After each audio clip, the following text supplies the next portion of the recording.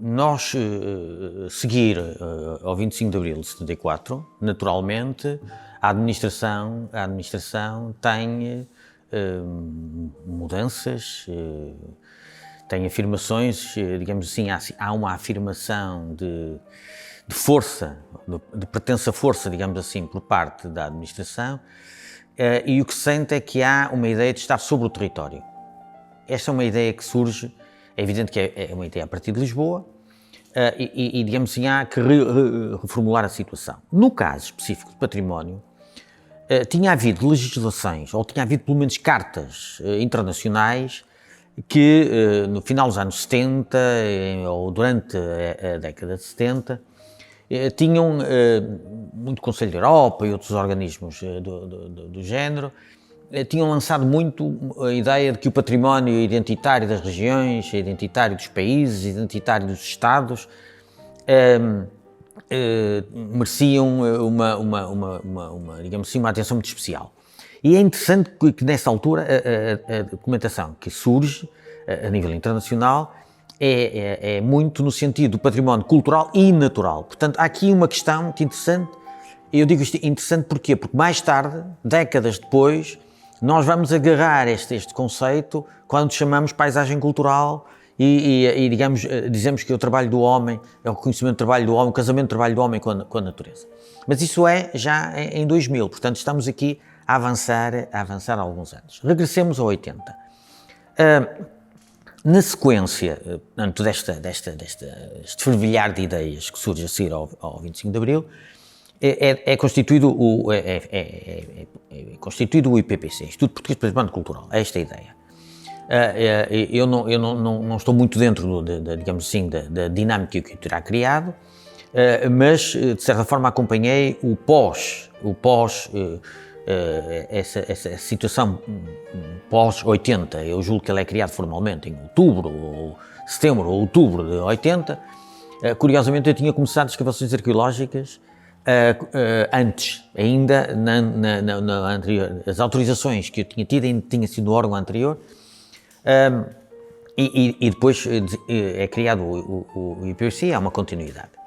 Este Instituto de Património, o que eu sei, digamos assim, é que ele é lançado e as figuras que vão sendo presidentes, que é assim um termo, Instituto Público, a ideia foi saltar da ideia de uma direção-geral, que era uma estrutura mais rígida, para a noção de institutos. Esta foi uma ideia que surgiu, e o Instituto Português de Património Cultural foi criado como tal. Portanto, como uma figura que aparentemente, para nós, leigos que estávamos fora da estrutura jurídica e administrativa, sentíamos que era uma certa modernidade. Digamos, a primeira pessoa que vem dirigir o Instituto de Património é uma pessoa que vem dos museus. A doutora Natália Correia Guedes vem dos museus. E, curiosamente, nessa altura, o que se nota é que a ideia de olhar para o território é a partir dos museus. Portanto, é mesmo dito aos diretores dos museus que olhem para o território, sejam como que elementos de ligação ao Instituto sediado em Lisboa, na altura, sediado em Lisboa, julgo que estava sediado na Biblioteca Nacional, julgo que junto do edifício, ou no edifício da Biblioteca Nacional, cá em cima, no Campo Grande, e começa a notar-se essa ideia de haver alguém que se preocupa com uma noção alargada de património. Com várias vertentes, os departamentos, chamados departamentos, vários, que eu não sei exatamente agora de memória quais eram os departamentos, mas vários departamentos. Em Lisboa, tudo em Lisboa. Entretanto, há um movimento que surge muito a partir, digamos, da ideia de trabalho arqueológico em Bracara Augusta. Isto é muito importante. A partir de um trabalho de Bracara Augusta, e de uma pessoa que tinha tido uma experiência em França, o Francisco Alves, e que vem dirigir Bracara Augusta, vem fazer escavações em Bracara Augusta. E depois os resultados que vão surgindo nessa década, estamos a falar na charneira da década de 70 para 80, Na sequência disso, politicamente, com o governo de Sá Carneiro e Polido Valente como secretário de Estado da Cultura, há, digamos assim, como que um movimento de reforçar a importância da intervenção de salvaguarda do património arqueológico e digamos assim, são criados os serviços regionais de arqueologia, Zona Norte, Centro e Sul. Portanto, a ideia do país é dividi-lo em 3 partes, não é? É dividir o país em 3 serviços, digamos assim. Curiosamente, o que acontece com o Francisco Alves é que, na altura, sai de Braga da Augusta e vai para Lisboa, vai para o Departamento de Arqueologia. E, portanto, a partir daqui, há o IPPC, como um instituto público, há os Departamentos de Arqueologia e há os Serviços Regionais de Arqueologia, que são criados estes 3 serviços regionais, que dependiam diretamente do Departamento. Não foi tão claro assim, mas dependiam por bom entendimento da situação. Não é? Esta era uma dependência que, digamos assim, era uma dependência diplomática, já que a dependência financeira era completa, não é, praticamente, mas houve aqui um assumir de regiões, que, curiosamente, até na própria responsabilidade que era dada aos serviços regionais, as regiões eram desiguais. Por exemplo, a região norte era delimitada pelo Rio Douro, era regressar ao território romano da Tarraconense. O território da zona centro, com sede em Coimbra, era entre o Rio Douro e o Rio Tejo, qualquer coisa deste género. E depois abaixo do Tejo era toda a zona sul. Portanto, esta foi a forma, na minha opinião, julgo, nunca fiz pergunta sobre isto, mas a ideia era preciso criar uns serviços regionais e, portanto, foram criados da forma mais simples, norte, centro e sul.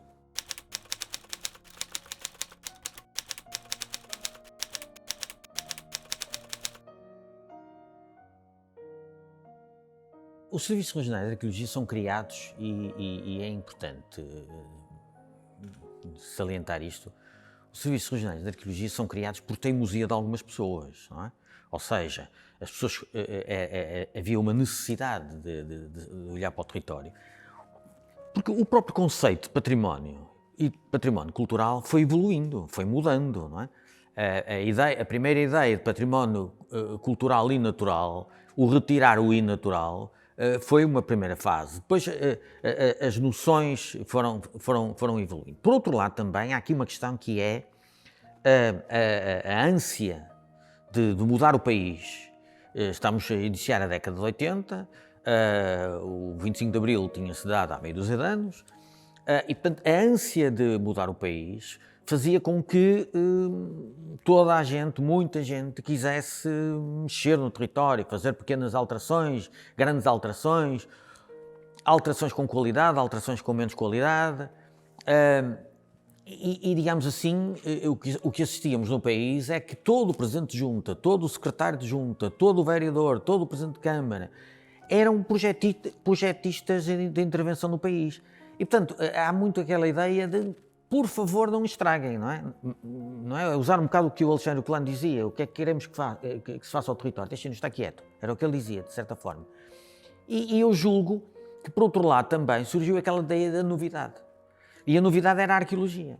Portanto, digamos assim, esta ideia de mexer no país também era a ideia da novidade. Por outro lado, também é importante dizer que as próprias faculdades, as próprias universidades e as faculdades de letras estavam, digamos assim, a lançar, estavam a sair as primeiras pessoas dos cursos de arqueologia.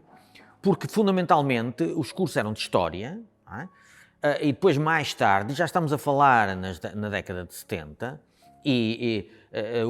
as primeiras evoluções que surgem é as pré-especializações, são os cursos de 5 anos das faculdades, e começam a surgir no 4º e 5º ano dos cursos as pré-especializações em arqueologia. Isto faz com que, também, academicamente, comecem a surgir e comecem a haver pessoas no mercado que podem responder a algumas solicitações que eram feitas.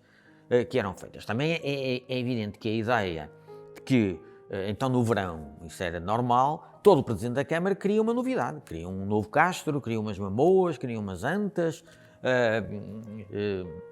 queriam todos a descoberta de mais qualquer coisa, porque era a primeira página na altura nos jornais. E, digamos, todo este conjunto de situações faz com que a arqueologia, a partir muito dos resultados das escavações que vão surgindo muito em Bracar Augusto e Mértola, há 2 sítios no país que se transformam em sítios de escavação permanente, trabalho permanente, investigação permanente e com resultados também permanentes. E essa ideia, essa força acaba por resultar num primeiro congresso de arqueologia, nada de primeiro congresso depois de 25 de Abril, Congresso Nacional em 1980, que foi organizado em Faro, e foi o último Congresso Nacional que houve de arqueologia. E em que, claramente, houve por parte do Secretário de Estado, Polido Valente, um empenho muito pessoal. E ele, na própria abertura do Congresso, alerta para, digamos assim, as dinâmicas e as capacidades de resposta a essas dinâmicas que o futuro ia colocar. Ora bem, os serviços regionais de arqueologia integram-se aqui, nesta perspectiva. E, digamos assim, as pessoas entram nos serviços regionais de arqueologia, vindos do Ministério da Educação, na maior parte, o setor inicial é todo constituído por pessoas que vêm do Ministério da Educação. Porquê? Porque eram professores. Era a carreira que existia, era a carreira de professores. Na área da história, nas várias... portanto, digamos assim, a primeira constituição dos serviços regionais de arqueologia surge praticamente com gente requisitada ao Ministério da Educação e depois, então, são feitos os primeiros concursos e entram, os primeiros técnicos entram já pelo concurso público, o concurso aberto, concurso público nacional, que foi feito a nível nacional, entram as pessoas para os serviços de arqueologia. E estes serviços de arqueologia são lançados sobre um território enorme,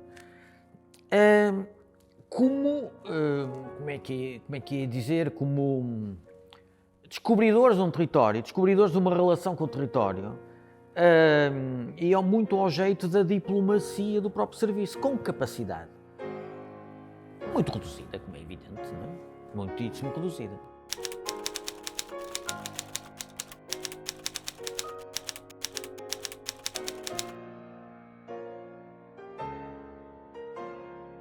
Há uma política de carta arqueológica e a política de carta arqueológica é muito importante. Há sítios onde esta carta arqueológica já vinha a ser feita antes até de 25 de Abril, digamos assim, de 74. Havia algumas preocupações nesse sentido, mas depois, manifestamente, a questão da carta arqueológica é altamente defendida e surge aí a ideia, esta ideia da carta arqueológica é muito agregada à ideia de planeamento do território. Os próprios municípios também são chamados a fazer os chamados PDMs, não é? E ao fazer os PDMs, naturalmente querem que se saiba qual é o potencial arqueológico. E, portanto, há aqui uma situação que vai correndo ao longo da década de 80, que é sempre uma situação de que os serviços são capazes de fazer alguma coisa, mas precisavam de fazer 10, 20, 30 vezes mais. Não conseguiam responder a este tipo de situações. Digamos assim, o grande passo dos serviços regionais é muito importante, mas é insuficiente. Eles vão crescendo aos poucos. Por exemplo, no caso da região norte, os serviços são instalados primeiro numa estrutura de um edifício da Universidade do Minho, cedido, e depois começaram a crescer, os serviços começaram a crescer, e entretanto, a partir de 83, julgo 83, 84, digamos assim, eu venho para o Porto, fico na delegação de Cultura, muito apoiado pelo delegado de Cultura na altura, o Rui Feijó, que já tinha feito todo este apoio desde 79, e eu venho, digamos assim, como que representando os serviços regionais de arqueologia que estavam em Braga para o Porto. E gradualmente o que aconteceu foi que começou a aumentar a estrutura do Porto. E começou a aumentar a estrutura do Porto, um bocadinho em detrimento de Braga. Porquê? Porque a delegação, muito por força de Rui Feijó e da pequena equipa que o envolvia na delegação de Cultura, era muito motivador de uma interdisciplina, digamos, de uma articulação interdisciplinar. E digamos assim, digamos, salta também ao mesmo tempo, praticamente em paralelo, a estrutura da arquitetura, com a arquiteta Margarida Coelho, e digamos, começa a surgir aqui um polo no Porto, um polo que se vai reforçando, um bocadinho em detrimento de Braga, não é? Há aqui, manifestamente, houve aqui sempre algumas dificuldades, como é evidente, quer dizer, a ideia de trazer o serviço, parte do serviço de Braga para o Porto, há sempre aquela ideia de que estão a concentrar o serviço noutros sítios, mas aos poucos as situações foram acontecendo e a situação acabou por ficar bipolar, bipolar no bom sentido, dois polos, não com duas atitudes, mas com dois polos. Digamos assim, há um crescimento do serviço, que tinha muita limitação, é evidente, tinha muitas limitações.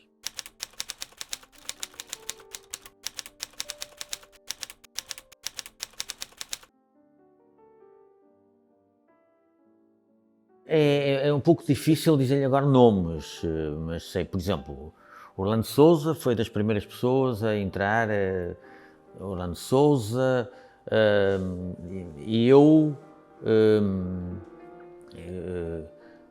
depois, entretanto, houve também algumas mudanças. Por exemplo, lembro perfeitamente que o Miguel Rodrigues estava, na altura, requisitado a trabalhar em Miranda de Douro e depois veio integrar o serviço.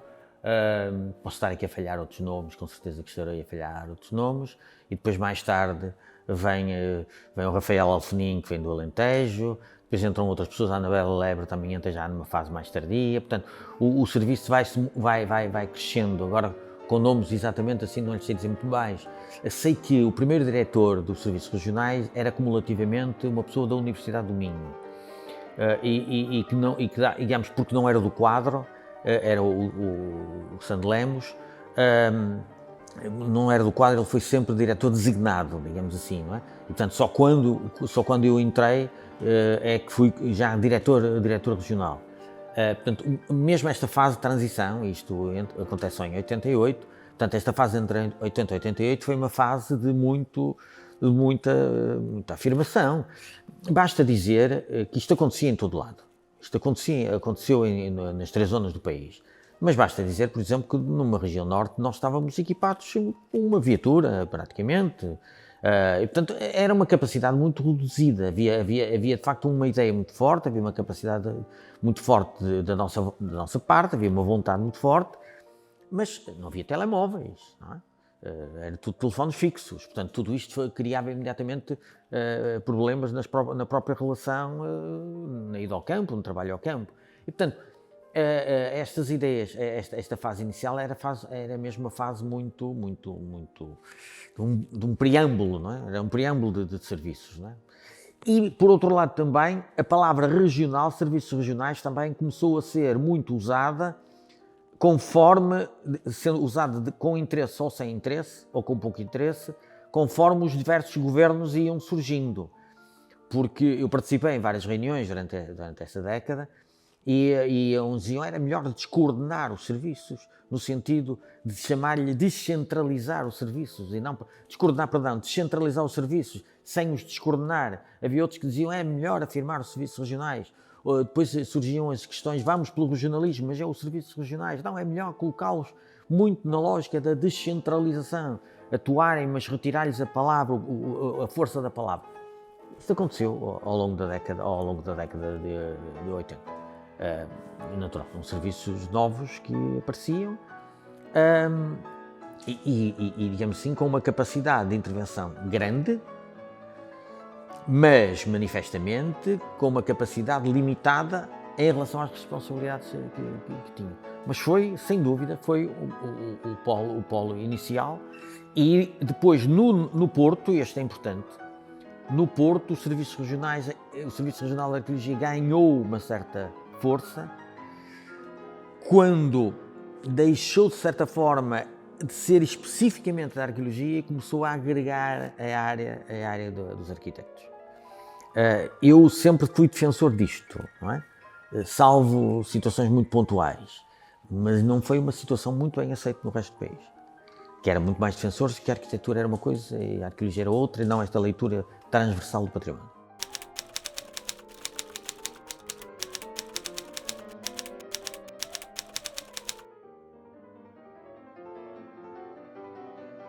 A questão que se coloca também é assim, ao longo da década de 80,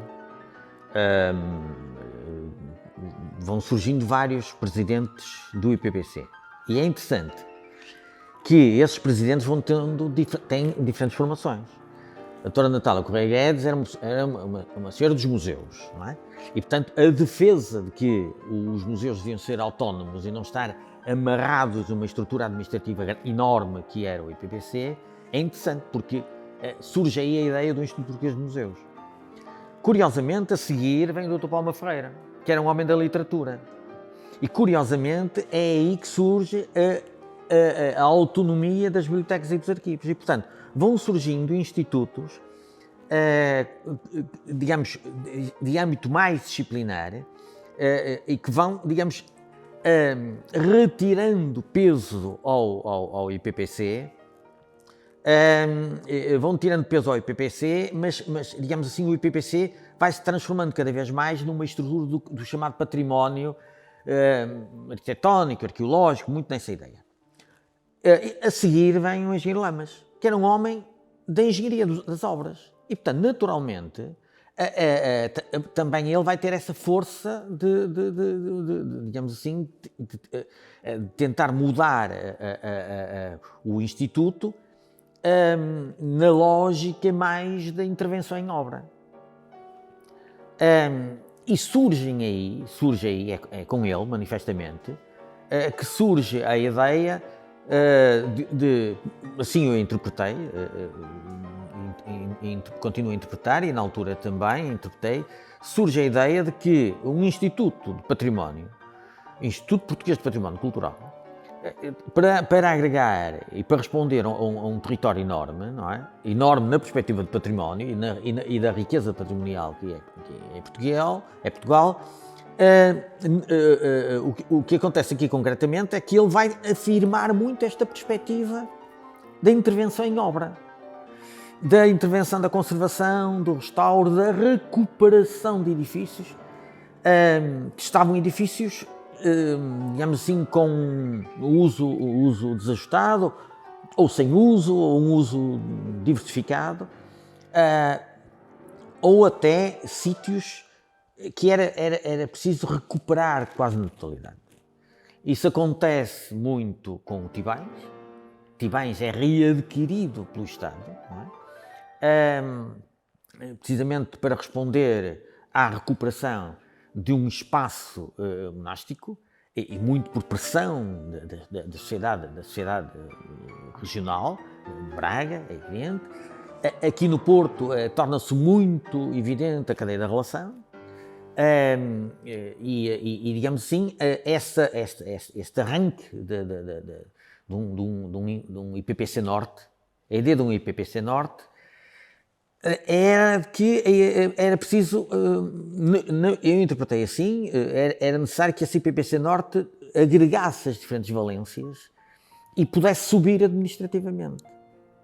E eu digo ao subir administrativamente o que é isto. Os serviços regionais de arqueologia eram divisões, eram equiparados a divisões. Porquê? Porque o Departamento de Arqueologia era um serviço e, portanto, havia aqui uma dependência administrativa ou burocrática na própria gradualidade. Portanto, chamavam-se diretores regionais, mas eram equiparados a nível da administração pública a divisões. Com todos os problemas que estas situações trazem. Bem, eu julgo que esta subida que é de facto pretendida nessa altura, no final dos anos 80, e vem depois a formalizar-se em 1990, é a passagem ao papel de uma estrutura de peso no norte, no centro, sediado em Coimbra, no sul, sediado, julgo que em Évora, julgo que foi esta situação. Na altura manteve-se, digamos assim, a própria estrutura inicial, das tais três regiões, três regiões, digamos assim, debruçadas sobre os problemas de património, e nessa altura, nessa remodelação, os serviços regionais de arqueologia, digamos assim, deixam de ter o papel timbrado que tinham, não é? E integram-se no IPPC Norte, não é? Formalmente. Não é? A integração formal é mais fácil, a integração comportamental é diferente. E, portanto, são situações que são sempre difíceis, obrigam a certas identidades. Os serviços regionais de arqueologia tinham crescido. E eu tinha entrado no Serviço Regional de Arqueologia como diretor de serviço regional em 1988, exatamente, e desde essa época até 90 o serviço cresceu. E, portanto, o serviço que é integrado, o serviço que em 92 é integrado, é um serviço maior do que era o serviço quando o recebi em 88. Não é? Portanto, o núcleo do Porto, digamos assim, do serviço regional tinha crescido, o de Braga tinha mais ou menos estabilizado, não estou agora muito bem dentro dos números, mas tinha praticamente estabilizado, ao nível de técnicos e de funcionários, mas o do Porto cresceu fundamentalmente ao nível de pessoas da arqueologia, de arqueólogos. Não é?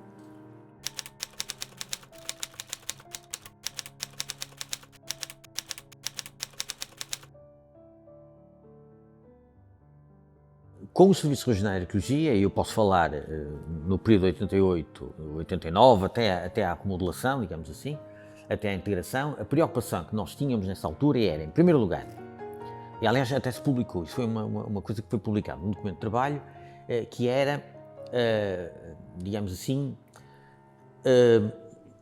conjugar, sumariar toda a investigação que estava a ser desenvolvida a partir dos investigadores que não eram do IPPC.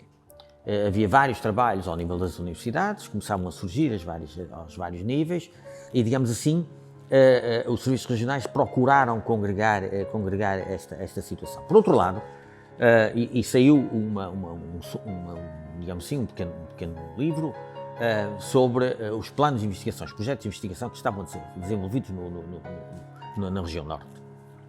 E, curiosamente, o que é que acontecia? Havia pessoas que estavam ligadas às universidades e tinham os seus projetos, havia pessoas ligadas aos municípios também, tinham os seus projetos de trabalho, e pessoas também no Serviço Regional também tinham os seus projetos de trabalho. E, portanto, tudo isso agregou, integrou digamos assim, essa súmula que foi publicada. Em paralelo com isso, havia uma resposta aos pedidos sistemáticos das câmaras municipais. Porque aparecia uma coisa, era necessário ir ver, a questão, começou a surgir muito a ideia que a questão da arqueologia, dos achados arqueológicos, podiam entravar algumas obras. E tivemos situações muito interessantes, tivemos situações de pedidos muito antecipados para irmos ver as coisas porque estavam a pensar em obras, e tivemos situações digamos assim, de haver destruição, e depois de haver a destruição chamarem-nos, olha, foi descoberta aqui uma coisa que entretanto o manobrador da máquina não sabia. Portanto, os vários comportamentos sociais, e portanto, esta era uma das preocupações. A outra preocupação foi a de tentar coordenar a carta arqueológica. Eu lembro que uma das primeiras preocupações que tivemos nos serviços regionais de arqueologia foi, digamos, encher uma parede, ter uma parede com a cartografia da região norte e percebermos de facto a importância e o peso das cartas arqueológicas. E isto é interessante porque percebíamos também o ritmo dos próprios trabalhos que estavam a ser desenvolvidos nos diferentes municípios e pelas próprias equipas que estavam a trabalhar. Havia sítios onde houve muita evolução de sítios arqueológicos, houve outros sítios onde não houve praticamente evolução nenhuma. E, portanto, nós para aquela carta não percebíamos só qual era a realidade patrimonial da região, mas sabíamos muito bem qual era a realidade da força emotiva, da força de trabalho das diferentes entidades que estavam a trabalhar no património. Portanto, davam-nos estas duas vertentes interessantes, esta leitura da cartografia. E isto ajudou bastante. Responder muitas vezes à questão prévia. Surgiu na altura, interpretado de muitas formas, surgia muito a ideia começou a surgir muito a ideia da arqueologia de acompanhamento. Ou seja, faziam uma obra, estavam a fazer a obra e ia lá um arqueólogo de vez em quando ver, ou semanalmente ver. Eu fui sempre contra isso. Porquê? Porque o que ia ver era ver a destruição, formalizar a destruição. Aí ia passar a certidão de óbito. Morreu. Mais um muro romano que morreu. Ou mais uma espécie, mais uma necrópole. Era esta a ideia. Gradualmente isso foi mudando. E, portanto, eu lembro de dizer aos colegas, falarmos aos colegas dos serviços regionais e dizer: meus amigos, nós aqui temos que saber gerir muito bem a úlcera nervosa. Porque se nós não sabemos gerir a úlcera nervosa, elas vão surgir umas em cima das outras. E nós, como arqueólogos, estamos aqui, vamos ter que fazer essa gestão. Primeiro, tentar não ganhar a úlcera nervosa, porque era um permanente nervosismo perante as solicitações de um país, de uma região. E é importante dizer que, nesta altura, não havia autoestradas no norte do país. Portanto, chegar a Bragança demorava 5 horas. Tínhamos esta noção. Havia sítios onde era mais fácil, estou a falar de Miranda de Douro, por exemplo, era mais fácil fazer um percurso por Espanha, que era preciso uma autorização de Lisboa, para nós sairmos, para fazermos aquele percurso. Portanto, estas situações eram interessantes, eram perspectivadas desta forma. E até algumas situações um pouco incaricatas que os serviços regionais tiveram, que necessariamente a passar para uma direção de aumentar o serviço, no caso, depois das direções regionais, foi manifestamente bom. Nós, inicialmente, eu lembro que nos primeiros anos de serviços regionais, nós tivemos um Jeep, o MM. Quando era preciso mudar pneus, tinha que ir a Lisboa mudar pneus. E, portanto, esta ideia de um centralismo, até que um dia já não podia ir e disseram, mas tem que vir. E foi para Lisboa. Eu meti o Jeep no comboio. Na altura havia comboio para Lisboa, meti o Jeep para comboio e disse, olha, o Jeep está em Lisboa. Em Santa Apolónia fazem favor, vão lá buscá-lo e mudar de pneus. E, portanto, assim aconteceu, porque era muito esta noção, não é? Queriam que fosse para Lisboa, foi. Não tinha, era pneus para chegar lá. Agora, repara, esta ideia foi mudando e o crescimento do âmbito dos serviços, do IPPC, é perspectivado também hoje. É diferente ver isto hoje do que ver na altura. Na altura, houve muita gente, algumas pessoas, muita gente, não direi, mas muita gente, algumas pessoas que acharam que era uma perda de identidade dos serviços regionais, que havia uma certa perda de identidade. Foi uma situação de partilha, mas na realidade passou a haver uma relação diferente. E porquê? Porque as delegações regionais, ou as direções regionais, mantendo uma articulação com as delegações da cultura, mantinham essa articulação, portanto, nas outras áreas que não património, digamos assim, sempre uma ligação muito diplomática. As direções regionais do IPAR trabalhavam diretamente ou articulavam ou tinham o diálogo permanente com a presidência do IPAR, que é ligeiramente diferente do que ter uma relação departamento-vice-presidente. É? Embora nós tivéssemos sempre um vice-presidente magnífico ao nível do património, que era o do Bairro Oleiro, e ao nível do departamento também. Não é? O António Carlos teve um papel excepcional no lançamento e depois o Fernando Real já foi uma forma diferente de afirmar o departamento, mas as relações eram sempre interessantes, mas eram sempre relações indiretas. E, portanto, passou a haver uma ligação mais direta com Lisboa, com a presidência, e, portanto, este crescimento foi bom e o alargamento.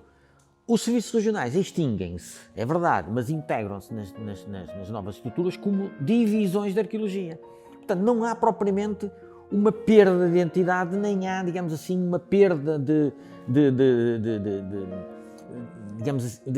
capacidade de mobilização e de movimento. Pelo contrário, na minha opinião, trouxe vantagens. Isso depende muito também, lá está, das pessoas que estão nos lugares.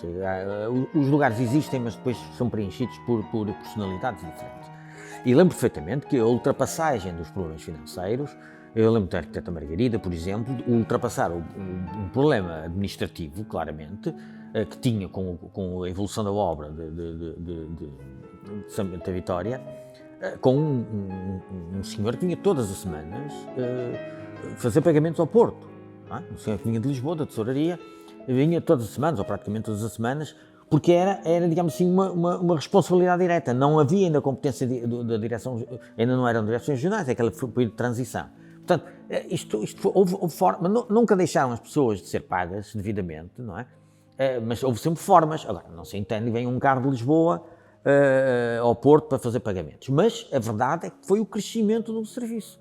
O crescimento de um serviço de uma área da cultura que era uma situação completamente nova. Portugal teve sempre uma estrutura montada, muito a partir dos próprios museus. Os museus, sim, eram umas estruturas relativamente fixas antes mesmo do 25 de Abril. Todo o resto da evolução teve que acompanhar a modernidade, teve que acompanhar a modernidade das solicitações. As solicitações foram se tornando mais modernas, as exigências foram crescendo e, portanto, cada ano que passava, já não estou a falar em décadas, mas a falar em anos, as situações foram-se notando e, digamos, houve uma tentativa de resposta através da administração pública, o que não é fácil, não é? Porque são situações sempre muito rígidas.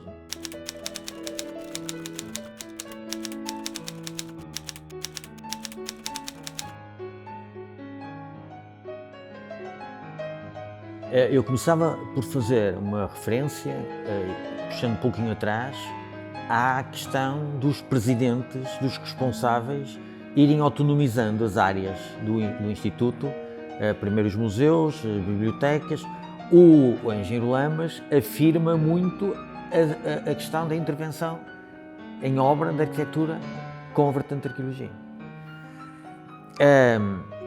E digamos assim, a ideia, por isso é que o IPAR é um Instituto Português de Património Arquitetónico e Arqueológico. É esta a ideia. Porque os outros institutos estavam autonomizados. E, portanto, nós já não nos tínhamos que preocupar com os museus, embora nos tivéssemos que preocupar, e a engenheira Margarida, por exemplo, teve um papel interessante até no próprio Museu Soares dos Reis, que era a obra num património classificado. Portanto, autonomizar, digamos assim, a vida do museu com a vida do sítio em que estava, quase que diria, o contentor em que estão instaladas as situações. Portanto, isto aconteceu muito nesta perspectiva. É evidente que os conceitos internacionais também foram evoluindo, foram melhorando, as responsabilidades também da capacidade de resposta também foram mudando, e nós chegámos a uma charneira dos anos 90, em que a época, digamos assim, a época forte, a época 90, em que em Portugal também há alterações políticas ao nível governamentais, e na lógica da afirmação também, muito esta perspectiva da afirmação, que estávamos com um quadro comunitário à vista. E curiosamente, eu entro de facto em 98 por concurso público, e entro em 98, e quando entro não posso esquecer da mochila, deixa-me usar este termo menos bonito, mas que é o que eu sinto, da mochila que eu trazia desde 80. Eu entrei em 82, mas estava a trabalhar na investigação desde 80, articulado com a delegação.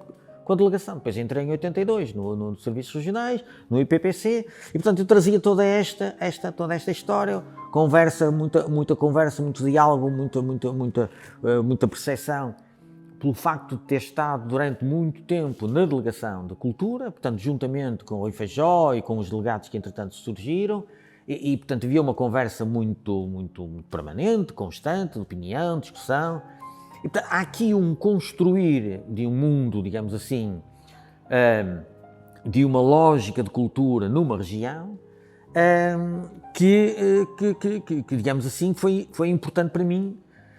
Digamos, eu assumi-o quando entrei em 98 com as responsabilidades de diretor regional. E tinha estado durante muito tempo também em simultâneo na investigação com a questão de tongóbriga. Portanto, quando entro, a primeira coisa que sugiro, e que só foi possível concretizar devido ao trabalho imenso de muita gente, ou das pessoas que estavam que existiam, das diferentes vertentes, foi propor um contributo para um plano estratégico. E de contributo para um plano estratégico, porque nós estávamos numa região e tínhamos contribuído para um plano estratégico que tinha que ser apresentado via presidência do IPAR, não é? E curiosamente aqui também é interessante porque na presidência do IPAR, mais uma vez, entram personalidades que vão mudar um pouquinho a forma de atuar. E curiosamente entra o Luís Calado, que é um homem da economia, mas um homem da economia no sentido de colocar ao serviço da produção, não é? A produção no trabalho de património, uma leitura bastante alargada, bastante ampla. O Dr. Paulo Pereira, que era um homem das artes, não é? Que era um homem da história e, portanto, muito virado para a investigação, e o arquiteto Passo Leite. O arquiteto Passo Leite, um homem magnífico, tinha tido experiências já anteriores também, e, portanto, estava digamos, a reanimar a sua força também dentro do próprio Instituto, já tinha sido responsável como vice-presidente em instituições anteriores, tinha tido outras responsabilidades também, e, portanto, é uma equipa que cobre, digamos assim, as várias vertentes, dinamizado muito por uma vertente que era a economia, numa lógica digamos, pôr a economia, ou pôr o dinheiro, deixe-me dizer assim, pôr o dinheiro ao serviço da evolução do património, da recuperação do património, no sentido de recuperar o património para o uso.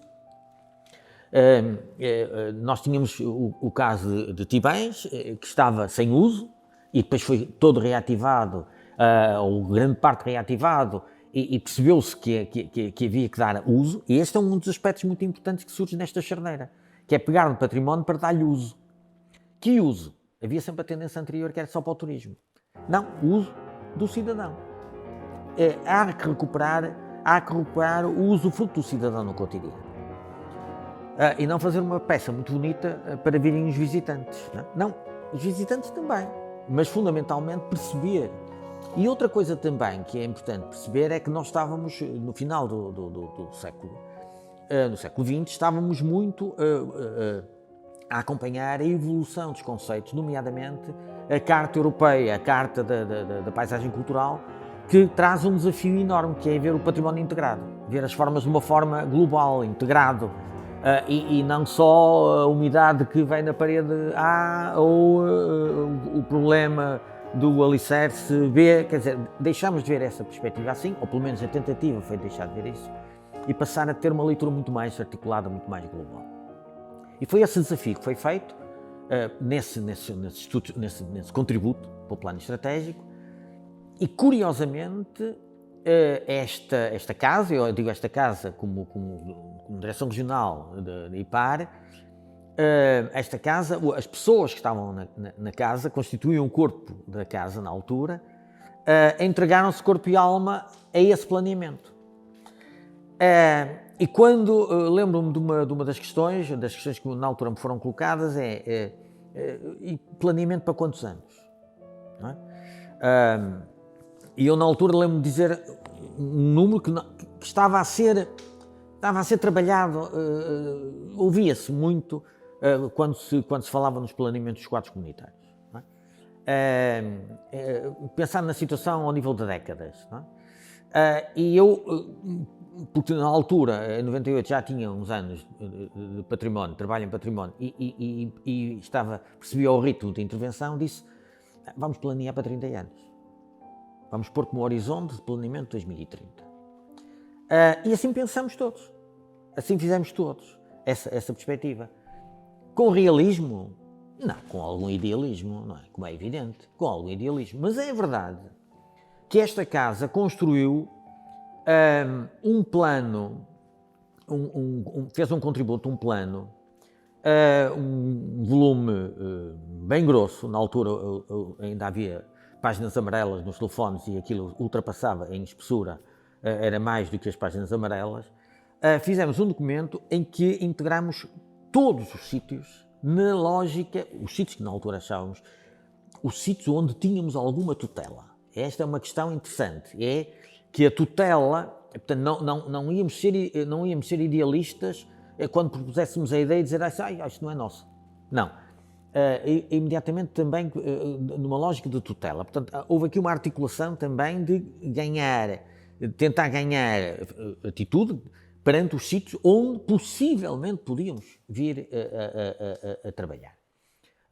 E, portanto, esse plano global foi muito bem trabalhado por muita gente desta casa, que trabalhou bastante, trabalhou com gosto e colocou cá fora uma coisa que normalmente não era pensado. Embora na Unesco estivesse a ser pedido, que era o cronograma de intervenção. Os cronogramas de intervenção. E não o somatório de intervenções. E esta ideia de sairmos da ideia de somatório de intervenções para cronograma de intervenções permitiu-nos depois ter uma, digamos assim, ganharmos algumas apostas junto dos quadros comunitários. E aqui também há que pensar numa outra situação, que foi a reorganização do IPAR, que deixou de ter aquela lógica das 3 regiões para passar a ter outras lógicas de regiões, que foi, na altura, muito pensado, julgo eu, politicamente, nas futuras regiões. Não tinha havido o referendo, e portanto havia o referendo da regionalização, havia a ideia das regiões, e portanto foram criadas, na altura, Porto, Coimbra, Lisboa, Évora, Faro e Vila Real. A de Vila Real nunca avançou, digamos assim, porque nós tínhamos tudo muito concentrado aqui no Porto, é verdade, e digamos, conseguimos dar resposta a muita desta situação, e mesmo as pessoas que tinham sido integradas, porque entretanto um concurso, mesmo as pessoas que foram integradas na direção regional do IPAR de Vila Real acabaram por funcionar muito articulados connosco, e digamos, nunca formalmente existiu depois uma direção regional de Vila Real em termos de diretor, estava um bocadinho aqui acumulado com o Porto. Esta situação funcionou numa perspectiva, não foi imediata, foi ao longo do tempo, foi fundamentalmente durante os primeiros anos do século XXI, 2000, 2001, precisamente na altura em que nós somos desafiados. E aí, claramente, eu não sei quem é que foi responsável pelo desafio. Mas lembro-me de ter uma conversa depois de várias intervenções, de vários sítios, ter uma conversa a pedido do engenheiro Braga da Cruz, em que desafiava, de facto, que nós, digamos, assumíssemos um papel mais forte, porque tínhamos uma estrutura já relativamente organizada aqui na direção regional. Arquitetos vários, de diferentes escolas, mas com alguma influência de uma relação muito interessante com a Escola do Porto, e portanto isso também ajudava, uma equipa mais forte da vertente da arqueologia, e muito esta ideia de que havia possibilidade de complementar intervenções.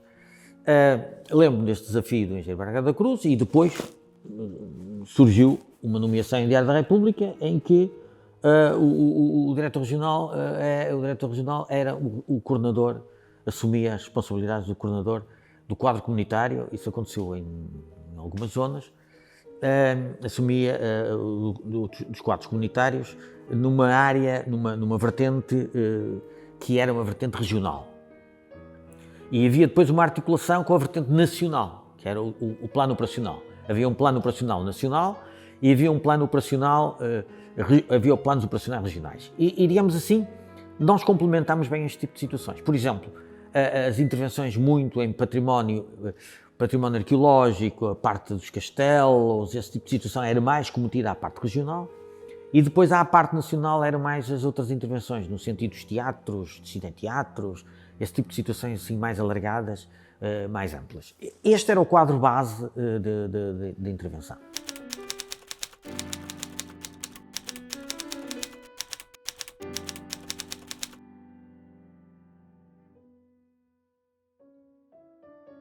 Sim, esse plano estratégico, eu julgo que esse plano estratégico é que serve para as pessoas da vertente de planeamento político, nomeadamente o engenheiro Braga da Cruz, por exemplo, que julgo que usa aquele documento um bocadinho para dizer às pessoas de Lisboa: meus amigos, há aqui planeamento. E este planeamento tem que ser gerido muito a partir daqui. Há aqui. E nas outras regiões, uns tinham mais, outros tinham menos, mas as experiências também eram diferentes. Aqui havia. E portanto, quando quando eu sou designado como coordenador, na altura havia o coordenador do quadro comunitário, o coordenador da área de património do quadro comunitário norte, não é? Do POC, do plano operacional da região norte, que tinha uma vertente, aqui tinha a vertente muito da intervenção do património arqueológico, na parte dos castelos, muito nesta perspectiva, enquanto o POC, o Plano Operacional da Cultura, era gerido a partir de Lisboa, e era gerido por uma entidade autónoma. Porquê? Porque os planos operacionais tinham gabinetes autónomos, não é? O Plano Operacional tinha um gabinete autónomo que funcionava a partir de Lisboa, com o qual nós articulávamos muitíssimo bem. Portanto, a nossa articulação diplomática foi sempre muito boa, diplomática administrativa,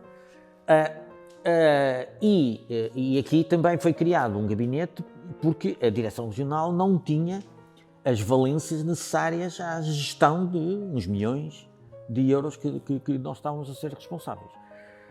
E, portanto, esse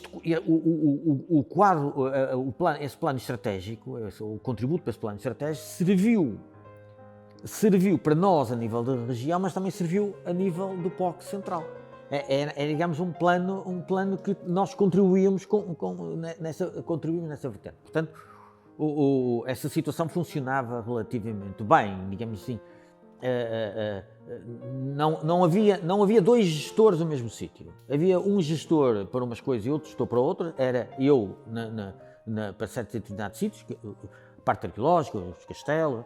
Havia a doutora Pinheiro Azevedo em Lisboa, portanto, cada um o seu, mas quando era necessário estávamos os dois, digamos assim, a articular situações e articulámos algumas situações muito interessantes. Digamos assim, isto é tudo suportado no documento de planeamento. Não é? Depois vieram a surgir noutras regiões o documento de planeamento, outros documentos de planeamento também, mas este foi o que suportou tudo. E ao suportar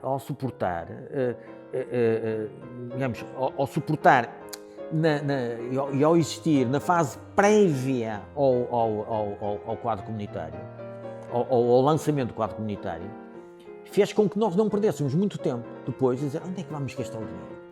Como é que vamos gastar o dinheiro? Não era preciso, que estava ali tudo já. Era que articular.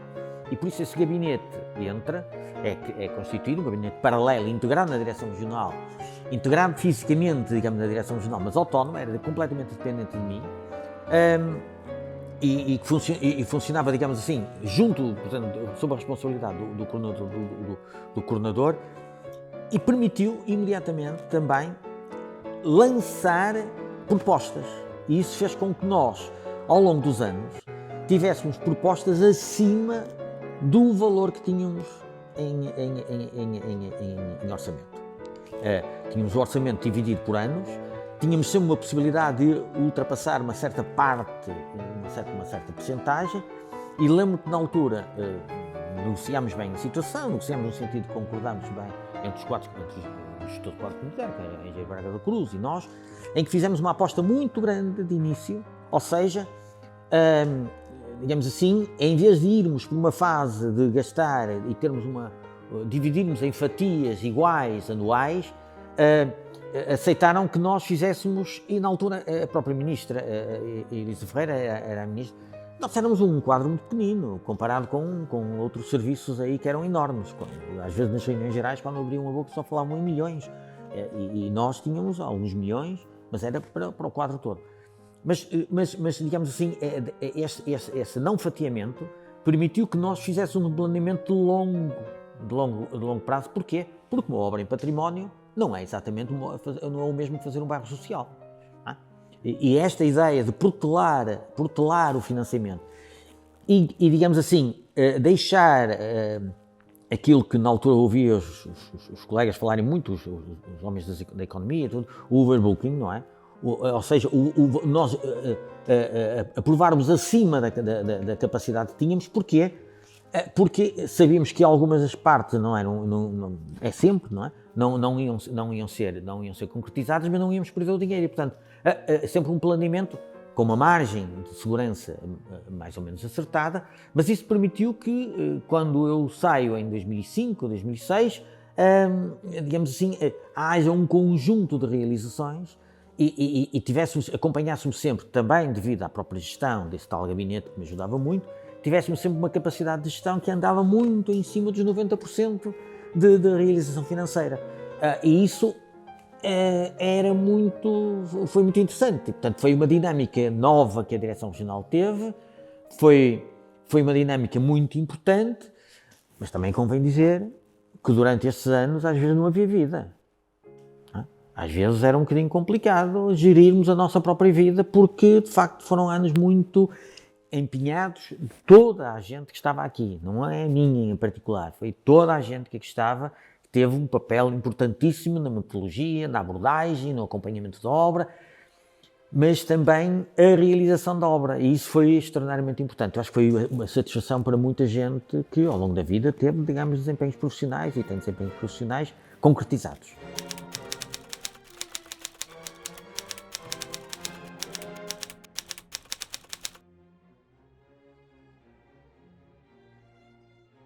Os dois âmbitos que, digamos assim, respondendo à questão da direção regional, do IPAR, ter dois mundos, de certa forma. O das obras era assim geralmente dito, integrava a valorização, a conservação, e o outro mundo que era o mundo da salvaguarda. Eu brincava muitas vezes dizendo, nós falamos às vezes da Capela Sistina e vemos a questão dos eleitos e dos malditos. Não é?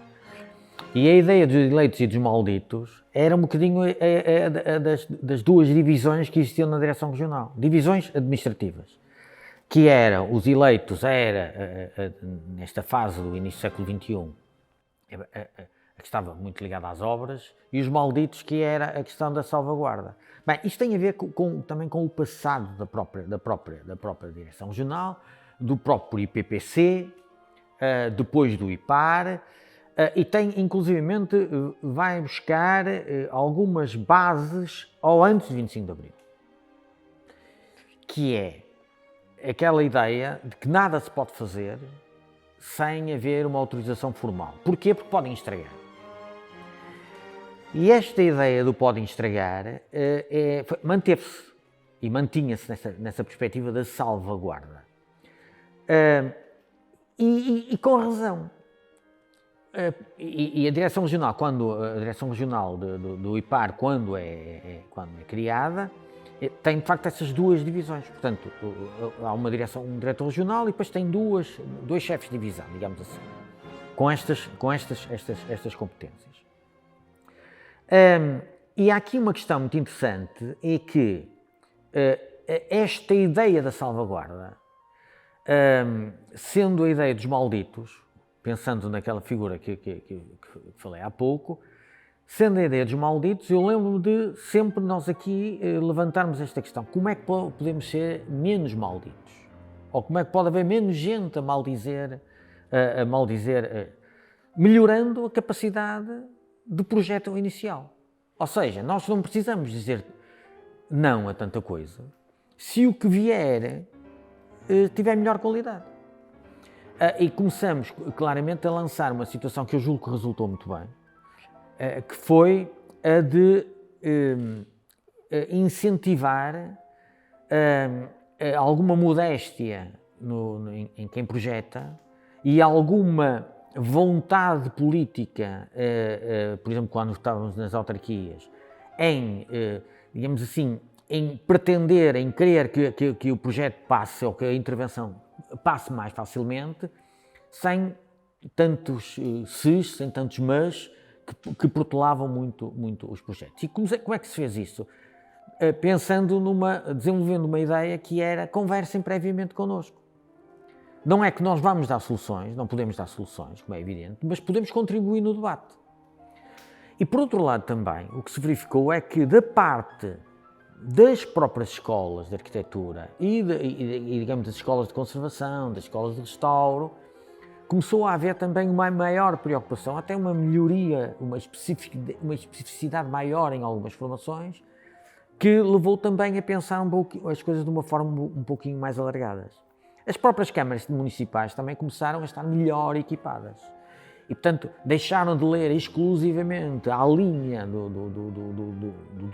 digamos assim, da lei, mas começaram a interpretar, de certa forma, no diálogo connosco. E isto foi tão melhor, quer dizer, conseguiram-se soluções cada vez melhores, porque, na realidade, entrava o quadro comunitário que financiava a intervenção. E se financiava a intervenção, necessariamente, condicionava um bocadinho a qualidade do projeto. E isso houve evoluções enormes.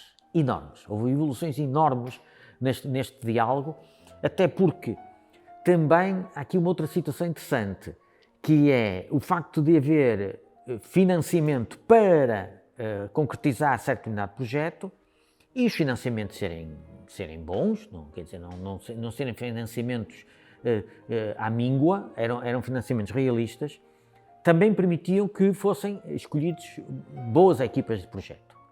E ao melhorar as equipas de projeto, elas foram-se adaptando e foram-se respondendo melhor. Portanto, a questão da salvaguarda, a divisão de salvaguarda foi tendo uma atitude cada vez mais pedagógica, preventiva, e melhorou muito esse tipo de situação. E criou-se uma escola, autenticamente uma escola de intervenção.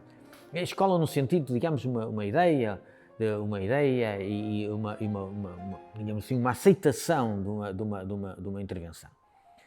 É evidente que continuou a haver, na parte da salvaguarda, continua a haver sempre problemas gravíssimos.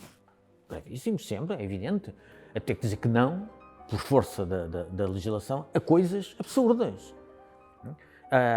E às dissonâncias manifestas no território, não é?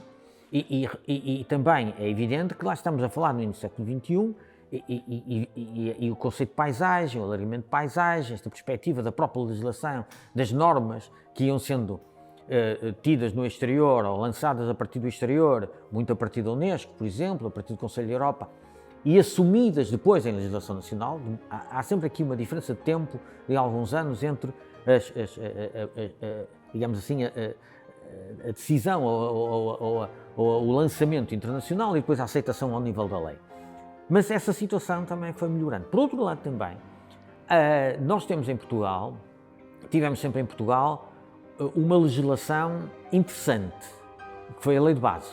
A primeira Lei de Bases dos anos 80, que no entanto tinha muita coisa que era, digamos assim, não era praticável. A segunda, a Lei de Bases já do início do século XXI, vem criar um corpo, vem digamos, suportar, criar uma cápsula à intervenção de património, que é manifestamente uma situação mais especial, com uma outra cobertura, e portanto já não permite arbitrariedade absoluta. E já não estamos a falar de uma ideia de gosto, salvaguarda decide por gosto ou não gosto, não, digamos assim, há um conjunto de conceitos que são mais suportados.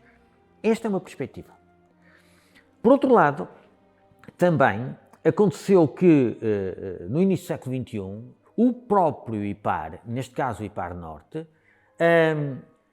avançou com digamos assim, com uma atividade que, não sendo especificamente da sua responsabilidade, avançou com lógicas de pós-graduações para a administração pública, feitas aqui, precisamente nesta casa, depois com várias visitas visitas de estudo, aulas, sessões no exterior, mas em que, de certa forma, se conseguiu, através da articulação com o ensino superior, se conseguiu criar aqui um pouco aquilo que outras instituições, por exemplo a Defesa Nacional, o Ministério da Defesa Nacional, tem os chamados cursos de auditores, que faz com que haja uma permanente atualização das ideias, muitas vezes contraditórias, mas que é transmitida através de conferências sistemáticas ao longo do... Portanto, não são aulas dadas por uma formação de um docente, mas sim através de conferências que vêm trazer várias perspectivas.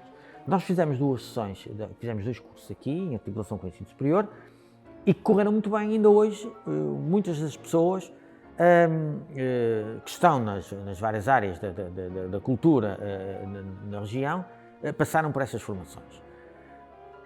Foi, na minha opinião, uma etapa muito interessante, porque articulou os quadros comunitários, articulou o pensamento que vinha das próprias instituições que tinham os seus intervenientes. Portanto, nós acolhemos, digamos assim, houve uma osmose no sentido de acolhermos muitas das preocupações que eles nos transmitiam e, de certa forma, foram também, a partir daí, portadores das problemáticas e das questões e da dimensão do problema que era colocado nas intervenções. As intervenções e os projetos não era pelo seu tamanho, não era pela sua dimensão, não era pelo volume de financiamento, mas era pela qualidade da intervenção. Eu acho que isto foi muito interessante. Foi uma ideia que surgiu, a Direção Regional, toda ela colaborou nessa perspectiva e, portanto, e um conjunto de entidades exteriores, nomeadamente as entidades que estavam a trabalhar e com responsabilidades de gestão e de intervenção em vários sítios que estavam a ser intervencionados pelos quadros comunitários, quer pelo POC, quer pelo plano regional. E, portanto, isso digamos assim, permitiu-nos aqui também atualizar as reflexões, as coisas boas e menos boas. E nesta perspectiva também, a divisão de salvaguarda foi ganhando, digamos assim, dinâmica no sentido de ter que intervir mais numa vertente pedagógica do que numa vertente do despacho, não é? do despacho. Por outro lado, também há aqui uma questão interessante. Sempre houve uma ideia de que, quando nós precisávamos de um despacho final, esse despacho final fosse sempre um despacho alicerçado. E não propriamente aquele despacho muito administrativo que é à consideração superior. E portanto, melhorar esta questão, não é? Fez com que, eu julgo que foi, digamos assim, uma pedagogia administrativa, cultural também na lógica em que nós garantíamos que a decisão não fosse uma mera decisão administrativa, mas sim com uma capacitação em argumento, que fosse argumentado. Este aspecto é importante. Nós, no fundo, integramos o Ministério da Cultura e, portanto, não é propriamente uma decisão simples. Há que responsabilizar também os próprios intervenientes, neste caso, os próprios técnicos. Por outro lado, também, ao nível da divisão de salvaguarda, e lembro muito de articular isso na altura com Miguel Rodrigues, que estava como responsável da divisão, muito a participação conjunta, não propriamente um somatório de um parecer de arqueologia, um somatório de um parecer de arquitetura, mas haver na medida, embora houvesse, digamos assim, os pareceres dos diferentes técnicos, necessariamente cada um dava-se a debruçar sobre casos específicos, haver muitas vezes também uma leitura mais global da própria intervenção. E eu julgo que isso foi uma evolução grande na articulação, no diálogo com os intervenientes exteriores. Eu acho que muitos dos intervenientes exteriores começaram a ver que a decisão vem suportada e não um somatório de pareceres e de opiniões. Esta foi uma vertente interessante. Por outro lado, também, na vertente da divisão de obras, digamos assim, a própria divisão de obras tinha gente integrada, muita qualidade, quer ao nível das arquiteturas, quer ao nível das engenharias, quer ao nível das conservações, e, portanto, houve sempre uma articulação entre aquilo que era possível fazer em concreto, aquilo que era possível encomendar ao exterior, porque não tínhamos capacidade interna, mas sob coordenação interior, e também aquelas situações em que os pareceres que nós tínhamos que dar no cruzamento entre a divisão de obra e a divisão de salvaguarda, os pareceres que tínhamos que dar tinham também muito a ver com uma certa harmonização das intervenções, quer da responsabilidade direta, quer da responsabilidade indireta, quando vinha de entidades exteriores. Há aqui uma outra questão também que é interessante, é que o quadro comunitário abriu, e a vontade política, e aqui temos que falar na nossa articulação, porque as direções regionais eram direções regionais do IPAR, portanto, a articulação direta com o IPAR. E, digamos, muitas vezes até com o próprio ministro. Havia aqui uma articulação direta via IPAR com os próprios ministros. E este aspecto foi também muito interessante. Porquê? Porque permitiu que avançássemos para uma leitura muito mais global do monumento ou do sítio, ao nível da própria aquisição de terrenos. Para quê? Para intervir, para fazer obra? Muitas vezes não. Para salvaguardar o espaço do monumento. E, digamos assim, deixamos muito aquela ideia dos 50 metros, em que já se pode fazer a geneira aos 51 metros, não é? Mas tentamos, nos monumentos que ficavam sob a responsabilidade direta do IPAR, criar um espaço,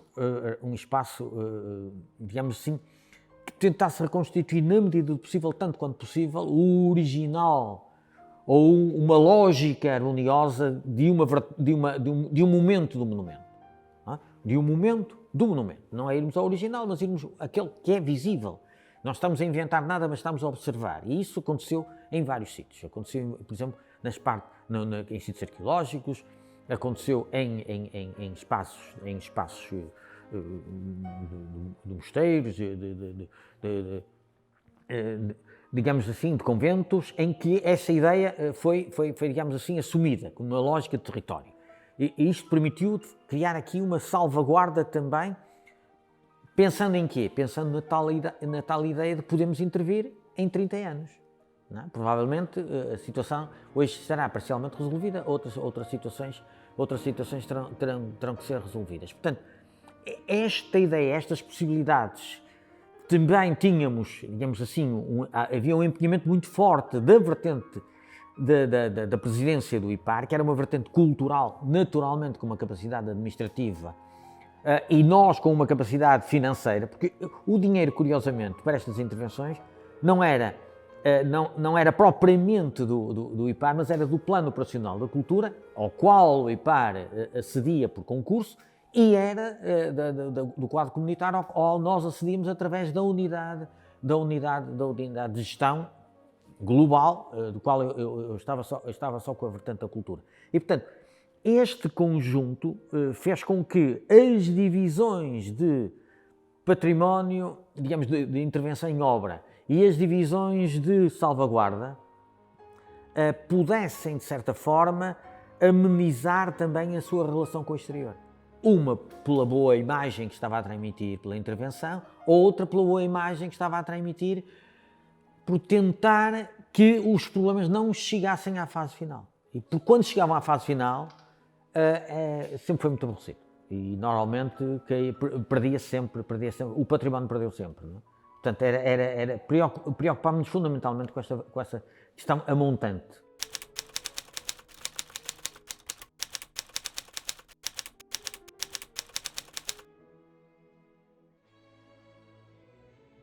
Parece interessante, que falou o caso da Áustria. O caso da Áustria teve documentação ainda no século XIX, precisamente sobre como intervir na questão do património. E digamos, a solidez das coisas muitas vezes não é em função da riqueza do património, mas é em função da riqueza da mente das suas populações. Porque chegamos à Itália e o problema não é exatamente igual, não é? No entanto, tem uma riqueza patrimonial. O que tem também tem estruturas de património com mão de ferro. É evidente que nós, na gestão do território e na gestão das atitudes, nós vamos sempre buscar as bases ao século XIX e perceber o Alexandre Colano quando ele fazia algumas críticas. Para perceber algumas atitudes também que surgiram de uma forma mais recente, até a seguir ao 25 de Abril, com a afirmação autárquica. É evidente que as autarquias têm um papel muito importante, mas não tinham pessoal técnico preparado, de maneira nenhuma. Nos anos 80, as autarquias, tirando muito poucas, e eram mesmo muito poucas, tinham um reduzidíssimo quadro preparado para intervir no território. Aliás, ler um pouco o David Ribeiro Teles, ele diz isso, não é? O Ribeiro Teles diz muito isso, fala muito nisso nas questões das leituras de património, nas questões de paisagem, nas questões das linhas de água, nas questões da própria árvore. Portanto, é um problema que se coloca e que se evoluiu bastante. No entanto, ao nível de património, houve sempre uma situação que é a situação de que as pessoas acham que é útil o património se não nos prejudicar. E acham que é útil o património se puderem tirar algum valor disso. Ou então tirar, nem que seja, digamos assim, uma questão de dizer este senhor é preocupado. E quando se cria uma questão de aparecer, por exemplo, um arqueólogo que diz, não, mas isto tem uma ocupação anterior, é necessário estudar a ocupação anterior, os anos foram mudando. Os anos vão mudando, não é? Nós estamos a falar em 2022 e nós temos que ver que as situações estão diferentes do que eram em 80 ou em 90. Eu dou normalmente um exemplo muito simples. Hoje em dia, qualquer criança que vá na escola e que vá deitar um saco de lixo aos contentores, ele chega lá e sabe onde é que mete no verde, no amarelo, sabe muito bem. Eu tenho ainda que ler qual é o referente a qual deles, para saber selecionar. Porquê? Porque na realidade digamos assim, não fui conformado quando menino neste tipo de situações. Claro que cumpro lendo, mas eles não precisam de ler. Portanto, há aqui uma diferença de formação, há aqui uma lógica que é completamente diferente. Hoje em dia também as situações mudaram. Uma região norte, eu lembro no quadro comunitário, eu dizia que havia aqui um diálogo muito intenso, mas eram mais de 80 presidentes de Câmara, cada um a pensar em territórios diferentes, cada um com formas diferentes, e que nós tínhamos que ter um diálogo nessa perspectiva. Assim como a Igreja. Nós tínhamos 6 bispos, não é? Aqui a região norte apanha 6 bispos, não é?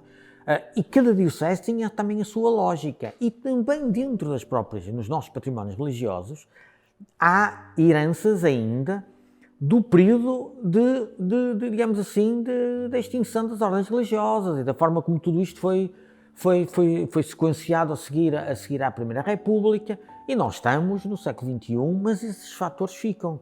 E há reações muitas vezes. E articular este tipo de situações não é só fazer obra, nem ter dinheiro para fazer a obra. É fundamentalmente também, há aqui uma vertente cultural diplomática que é muito importante. E intervir num sítio religioso não é exatamente intervir noutro sítio, eu vou falar religioso, cultural, espaços culturais. E este é um outro aspecto. A grande parte do reuso do património que nós estamos a fazer tem lógicas cultuais. E estas lógicas culturais têm que ser também respeitadas no âmbito dos acordos internacionais. E este é um dos aspectos que me parecem extraordinariamente importantes na gestão do património.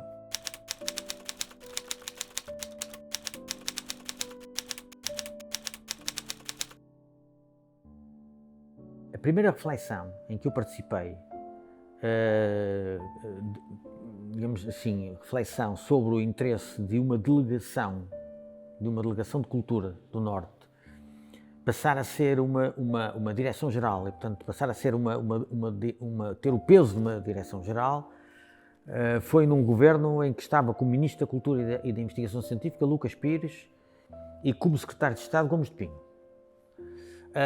E foi aí a primeira vez que eu participei eu acho que foi a última, portanto já lá vão uns anos 80, que era, na realidade, o caso Norte. Eu falo no caso Norte, conheço mal as outras situações, portanto, falando no caso Norte, até muito pela própria afirmação que o Rui Feijó teve no lançamento da própria delegação, e pelo sítio em que ficou instalada, um sítio digno, uma situação.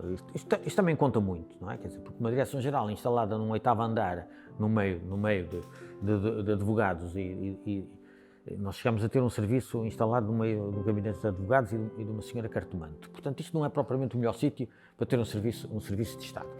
Mas esta ideia, de facto, é uma ideia muito interessante, na minha perspectiva. Porquê? Porque deixou de haver redundâncias, de certa forma, na administração pública na questão do património. A luta, de certa forma, entre a vertente IPAR, na vertente de obras, de intervenção de obras e na lógica de gestão de obras, e a chamada DGEM, arrastou-se durante muito tempo. E por muito bom entendimento ou diplomacia que pudesse haver entre os próprios diretores, a situação acabava por ser desagradável. Eu pessoalmente nunca tive litígios diretos até com o diretor que estava da DGEM, mas conversávamos e percebíamos que efetivamente às vezes estávamos a olhar de formas diferentes para monumentos semelhantes. E a certa altura lembro-me que já no tempo do engenheiro Lamas houve uma solução que foi, a partir daí, depois julgo que no IPAR também a mesma coisa, havia uma lista de monumentos onde intervinham outros intervinham. O problema não era ter uma lista e intervir uns e outros, era a metodologia da intervenção. E portanto aqui o problema não era o doente, era a forma como se tratava o doente, e portanto aí havia confusões. O facto de a cultura assumir-se como direção regional, e, digamos, agregar todo um conjunto de áreas de trabalho, parece-me muito interessante. Agora, uma crítica que eu sempre tive, e posso fazê-la agora, depois de ter saído já dos quadros, de estar já como aposentado, é que fazer isto à custa do que estava, exclusivamente, é reduzir a capacidade de intervenção. Ou seja, a direção regional, por exemplo, falando na questão do património, a direção regional do IPPC, do IPAR, tinha uma estrutura organizada em que tinha as tais divisões, por exemplo, que tinha as FIAs repartidas. Reajustar com o mesmo número de FIAs, reajustar uma direção regional não resulta. Sim, no total é o mesmo, porque pegaram nelas e deslocaram-nas para outro sítio, não é? Portanto, dizer a uma direção regional que tinha X pessoas, mantém-se a mesma coisa, só se lhe muda o nome, isto não resulta. É necessário que as estruturas funcionem de outra forma. As direções regionais do IPAR, a certa altura, nós estávamos, eu lembro de estar a discutir isso em 2005, 2004, 2005, depois, entretanto, não houve possibilidade, mas íamos avançando para isso, e até digamos assim, houve algumas pessoas ao nível de ministros que achavam que sim, que nós aqui fizemos uma experiência, foi criar uma terceira divisão, digamos assim, ou seja, um terceiro chefe de divisão, ou na altura não tínhamos o lugar para terceiro chefe de divisão, só tínhamos dois, mas criar-se, digamos assim, um lugar que pudesse vir a gerar uma terceira, que era um centro de recurso documental. A casa uma casa como esta, precisava muito de gestão de recursos ao nível documental e reduzir a circulação de papel, por exemplo. Isto era um dos casos. Ao mesmo tempo que reduzíamos muito um problema que tivemos sempre ao longo de décadas, que era a capacidade de responder dentro dos prazos exigidos. Os prazos exigidos para responder fundamentalmente ao nível da salvaguarda, mas a partir de certa altura também ao nível dos próprios concursos de obras, os prazos não eram compatíveis com o que nós tínhamos instalado e vimos confrontados com uma necessidade de acelerar ao nível dos sistemas informáticos, ao nível da circulação informática, ao nível da digitalização de documentos, ao nível da forma como essa digitalização originava depois o próprio despacho e fazia circular toda essa informação. E, portanto, nós aqui, no IPAR Porto, que transformou-se em IPAR Norte, digamos assim, estávamos a avançar para uma terceira divisão, para a criação, digamos, de uma estrutura que gerasse um terceiro chefe de divisão. Quando surgem, de facto, as alterações, nominais, estruturais, mas não surge, digamos assim, não há um suporte ao nível da estrutura de funcionamento, eu senti na altura que estávamos a fragilizar, embora estivéssemos politicamente a assumir uma outra dimensão, mas fragilizar o funcionamento.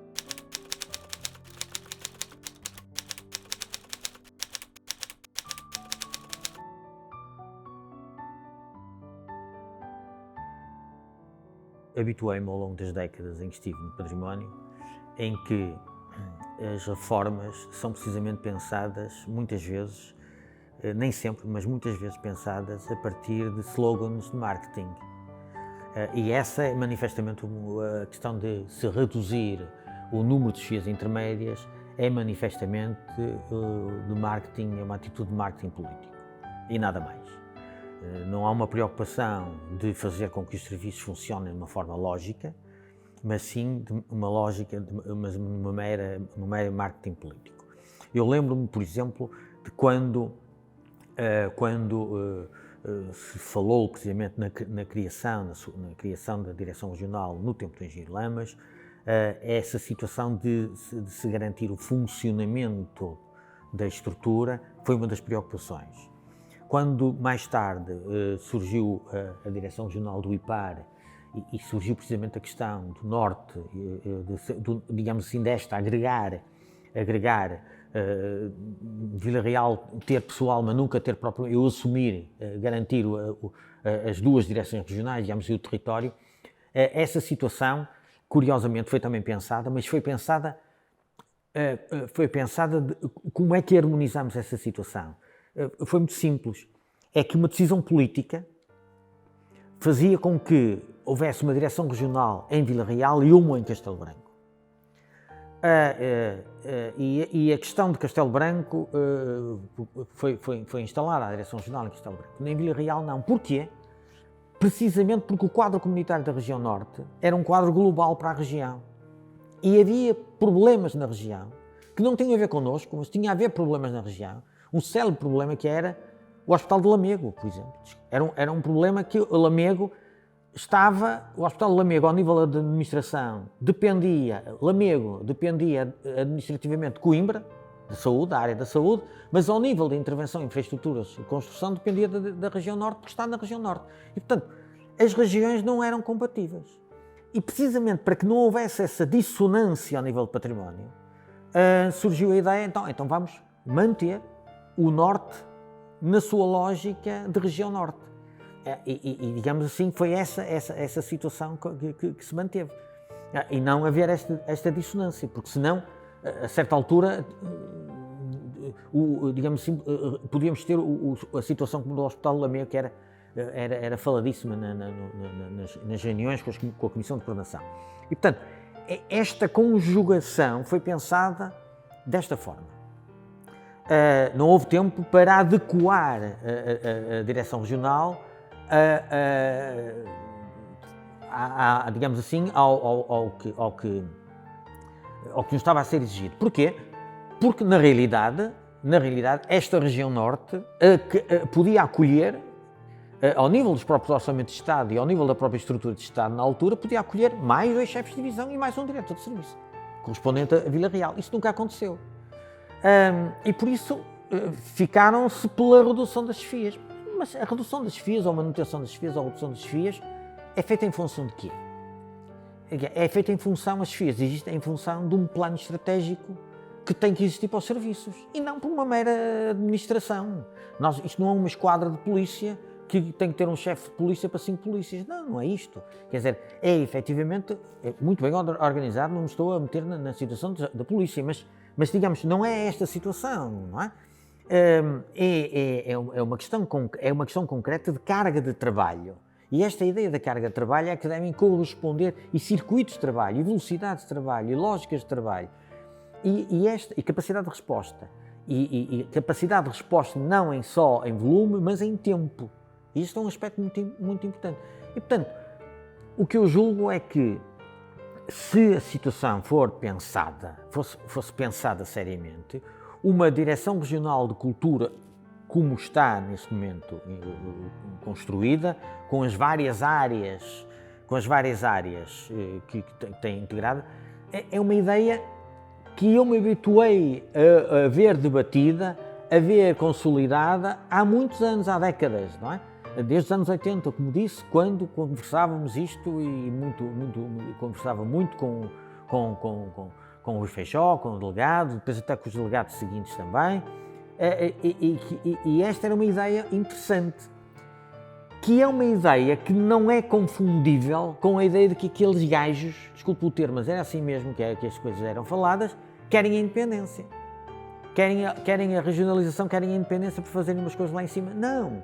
Para isso tem que haver, manifestamente, órgãos que articulam. Sempre houve conselhos consultivos no IPAR, sempre houve conselhos articulados antes e depois da existência do próprio IPPC, do IPAR. Sempre existiram as comissões, sempre existiram esses órgãos que necessariamente eram até órgãos técnicos, não eram órgãos políticos, e que faziam esta harmonização no país. E julgo que este é um dos aspectos interessantes. Eu não sei o que é que está a ser pensado, porque já passei por tanta situação durante os anos em que estive no próprio serviço, por várias ideias, várias comissões de coordenação, várias ideias de comissão de coordenação. Felizmente parece que agora se fixaram as ideias das cinco regiões, mas não sei exatamente o que é que vai acontecer. Agora, há uma coisa que é importante, é que o território existe. Os sítios patrimoniais, os monumentos não mudam de sítio, estão onde estão. E, portanto, não vale a pena andarmos a falar em litoral e interior, porque em relação ao património, as coisas estão no sítio que estão e têm que ser geridas como estão. E têm que ser geridas de uma forma homogénea. Quando se fala em passar os monumentos para as câmaras municipais, eu não duvido das capacidades das câmaras municipais, até porque melhoraram muito nos últimos anos. Mas não podemos ter uma gestão espartilhada. Eu lembro-me que, em relação a alguns sítios importantes, nomeadamente o Castelo de Santa Maria da Feira, chegou a haver problemas de querem fazer feiras de Natal dentro de Santa Maria da Feira e transformar o Castelo da Feira na aldeia do Pai Natal. Eu não tenho nada contra as aldeias do Pai Natal, mas há sítios, com certeza, adequados e há atividades, com certeza, adequadas para fazer em certos e determinados sítios. E, portanto, é evidente que eu não estou a tirar capacidade às câmaras municipais, estou a dizer é que há estruturas que têm o seu pensamento mais aprofundado, mais refletido e que podem ser colaborantes na tal lógica consultiva. E, portanto, é extraordinariamente importante que uma direção regional bem dirigida, bem coordenada, tenha os seus quadros reforçados, porque tem aqui dentro, na direção regional, nomeadamente do património, tem do melhor que há. Tem técnicos que conseguem projetar, refletir antes do projeto, conseguem perspectivar a lógica da conservação, conseguem ter uma leitura de um território amplo e têm fundamentalmente uma experiência do contacto com um conjunto de personalidades que são importantes, mas decisórias. Nós temos 80 e tal presidentes de Câmara no norte do país, temos 6 bispos, cada um é diferente, mas a lógica de intervenção, a metodologia, digamos assim, quase que a medicação dada ao monumento tem que ser muito semelhante, porque senão perdemos a homogeneidade.